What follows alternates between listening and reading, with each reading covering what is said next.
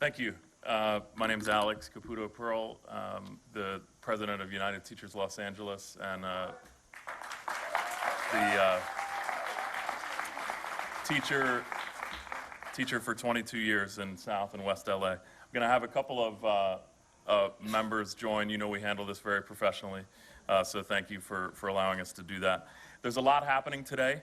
We're here for a number of reasons. We're here to support ethnic studies. We're here in support of SB 124, which limits solitary confinement of youth that I know the board has been discussing. We're here to support great programs like the ESP program at Lincoln High School, which is threatened with instability right now. We're here with the Dignity in Schools Coalition for more resources for restorative justice. And we're here in opposition to the reconstitution of Obama High School. And we want to urge the board to work with us. This is a school that's down the street from where I live, down the street from where I taught for many years. And we've got Kat Proctor here to address you briefly on that. Hi, my name is Kat Proctor. I am chapter chair at Barack Obama Global Middle School. Today, Obama's community is here to address the problems, the programs that serve kids in communities that have been slashed by the district. Until a month ago, Obama Global Prep was a public choice school still struggling to save our plan, which has not been supported, was unfunded, and later gutted of all the elements that would support students, such as dual language, arts, music, dance, and had a plan that was built around technology and the collaboration and of a cohesive group of invested educators who were working together to embrace the promise that was our public choice plan. Instead, rather than support, in the 5 years of our existence, the district has annually cut resources. We've had 5 different principals. This year was our first year as a Reed investment school. As a Reed investment school, we were supposed to finally have some consistency of staff and a chance of some more resources to support our students. Instead, we were offered to an out-of-district partner whose practice at other schools was to remove as many as 40% of the existing staff at their schools in their turnaround practice. In our case, 80% of those who were cut by the partnership, and the interviews stood even after the partnership was removed. Even though we were assured that that would not be the case, that we would not lose 40%, we lost almost half of our staff that won't be returning to Obama next semester. And this is in direct conflict with the intention of the Reed decision that specifically is to prescribe stability. This, I believe, opens the district to potential legal liabilities in defending a decision that acts against Reed. And it doesn't make sense to spend monies on lawyers that could go to the classroom. Superintendent Cortinez, who admitted that our school has not been supported, said that those who wanted to stay would be allowed to return. The majority of our staff being removed is just the last of a long list of bad treatment of the people who are trying to keep what is supposed to be district policy alive. We from Obama Prep are here to say, let the plan have a chance and provide us with the support you promised, with the staff that wants to be there, and let the community have the school that it deserves. Thank you. I've got to say something. Mr. Caputo, excuse me. We've been notified by the fire marshal. We've got to keep the rows clear, the aisles clear, folks. Honest, if there was an earthquake or an emergency. We definitely don't want to interfere with the fire marshal or get mixed up with the fire marshal. We just have there's some SRLDP students who want to sing a song really badly to you all. So we're gonna move it along. We're gonna move it along. It's certainly my pleasure to follow, like you said, class acts like Judy Perez and Letitia Fox. The other issue that we wanted to address is the layoffs and program cuts. I've had some very productive conversations with the superintendent around trying to create a partnership around KIA stabilization that would help us around secondary and elementary layoffs. We've had some very good conversations about stabilizing adult ed. We signed a letter jointly today that went to the state and to the governor around adult education funding.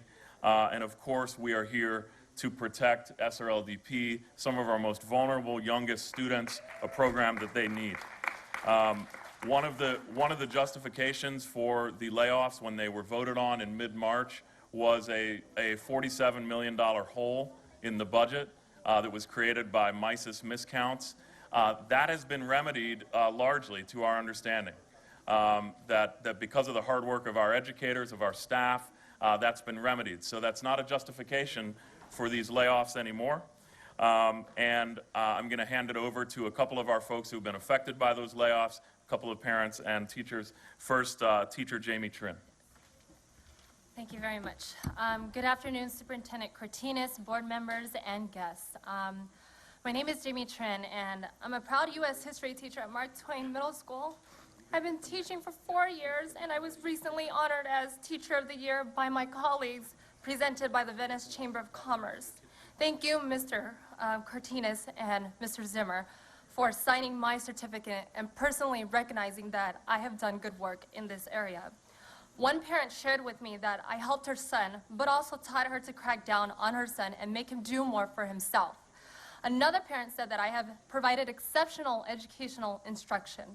As supporters of public education and having a strong desire to move forward with excellent public schools, I'm asking for your help on behalf of all educators with RIF notices. Like many, I've been struggling financially since 2013. That's when I first came to LAUSD. But I fought that battle because my students here, as you've heard earlier, Asia Castile, need us, and there are a lot of teachers like me. We put so much time and effort into our students, making sure that they are college and career ready, a goal that LAUSD has today. Please, how can you help us find a way to rescind the RIFs and make sure that we don't have RIFs year after year so that teachers can teach, students can learn, and that the public has a better perception of our public education? All the pieces matter. Let us do our work and restore all the 609 educators because the students need us. When we do, maybe the city and everyone else will start reinvesting in LA Unified. Thank you.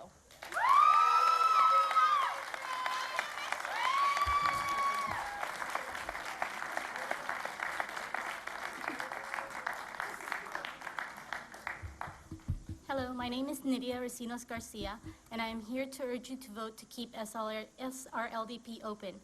My daughter went to Grandview Elementary School, and I would like my second daughter to have the same opportunity. This is her, Kaylee. I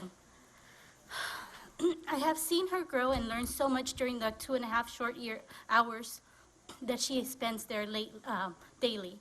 She can now write her name, she knows her colors and her ABCs, and she's even starting to read. Besides academics, she is ready emotionally.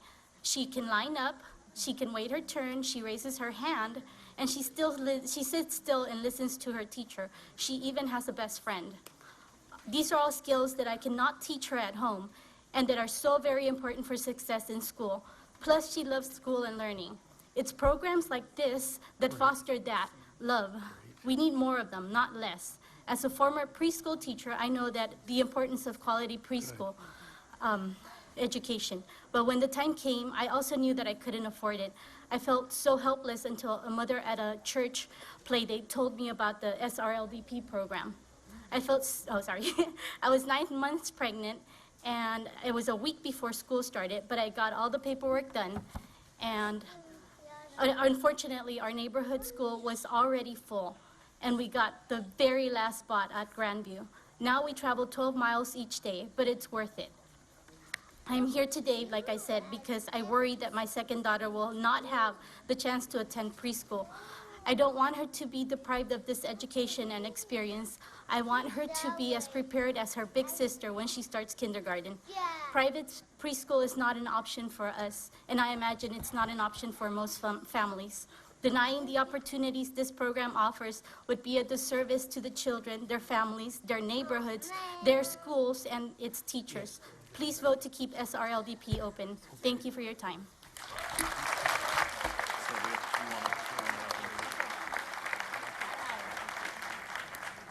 Okay, board members, this will be quick. All right, are you ready, boys and girls? Thanks. We're going to sing If You're Happy and You Know It. The big kids can sing also. One, two, three. If you're happy and you know it, clap your hands. If you're happy and you know it, clap your hands. If you're happy and you know it, then you really ought to show it. If you're happy and you know it, clap your hands. If you're happy and you know it, stamp your feet. If you're happy and you know it, stamp your feet. If you're happy and you know it, then you really ought to show it. If you're happy and you know it, stamp your feet. If you're happy and you know it, slap your thighs. If you're happy and you know it, slap your thighs. If you're happy and you know it, then you really ought to show it. If you're happy and you know it, slap your thighs. If you're happy and you know it, give a whistle. If you're happy and you know it, give a whistle. If you're happy and you know it, then you really ought to show it. If you're happy and you know it, give a whistle. If you're happy and you know it, shout hooray. Hooray! If you're happy and you know it, shout hooray. Hooray! If you're happy and you know it, then you really ought to show it. If you're happy and you know it, shout hooray. Hooray! Well, we're not done. One more time. If you're happy and you know it, do everything. Hooray! If you're happy and you know it, do everything. Hooray! If you're happy and you know it, then you really ought to show it. If you're happy and you know it, do everything.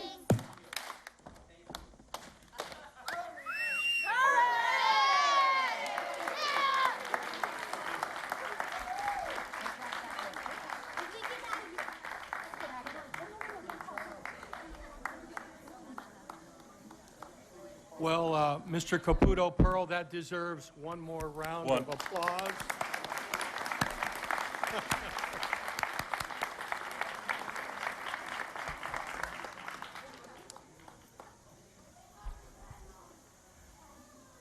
Go ahead. This is the last part of the report. Hello, my name is Carla Tiara. I'm a deaf person, and I want to tell you my story. I'm originally from El Salvador, and I was in elementary school, and all the other kids in elementary school were hearing, and I was the only deaf person. And I didn't even know Mexican Sign Language. They were all talking, the teacher was talking, nobody signed. I didn't understand a thing that was going on. Excuse me. My mother had moved to America, and she was very concerned about me, her deaf daughter. How was I getting an education? I would be better served in America. She supported me to move to America when I was 6 years old. We finally found a school, Crenshaw High School, but still no one signed. Excuse me, that was the wrong name of the school. No one signed. I was the only deaf person at the school. I was trying to learn and trying to improve my English. And I graduated junior high school and high school, and I wanted to go to college. But I felt that college was very difficult for me. The topics and the English were way over my head. I needed something equal to the skills that I had learned up until that point, and that's when I chose to go to AFOC, Abram Friedman Occupational Center.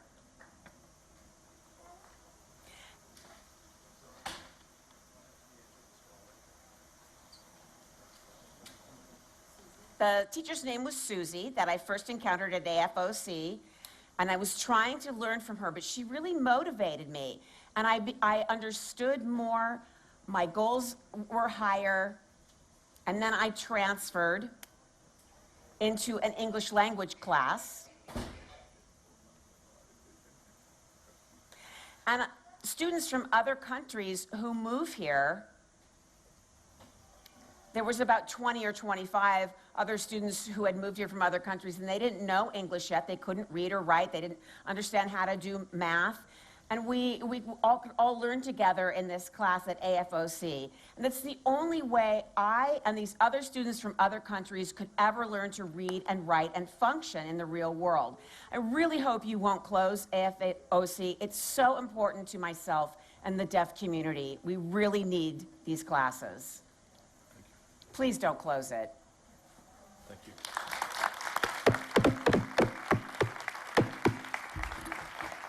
Very, very briefly, Rosalind Williams. Good afternoon, Dr. Vladovic and board members. My name is Rosalind Williams, and I'm a psychiatric social worker with School Mental Health. And as a program, School Mental Health is close to having a fully funded budget. However, we are short 40 positions in our clinics and wellness centers. It's evidence based on what we have seen that when schools have more money, they spend it on support services. Our schools purchase positions have increased from 60 this past year to 103 in this coming year. However, losing one-time funding will pose a great challenge in providing services to students at our clinics and wellness centers. It's unclear to us how school mental health has been overlooked in receiving LCAP funding when our services are clearly geared towards addressing students' social, emotional needs and mitigating the effects of trauma on our students functioning academically. Our goal is to keep students in school as ready learners, and we need your help to do this through renewing your commitment by funding 40 PSW positions for wellness centers and clinics. Thank you. Thank you. We very much appreciate you listening to folks on the ground on this. The message is pretty simple and clear that programs that are essential for students, adult education, SRLDP, health and human services, and secondary and elementary teachers, we need to make every effort to stabilize and keep. Thank you very much.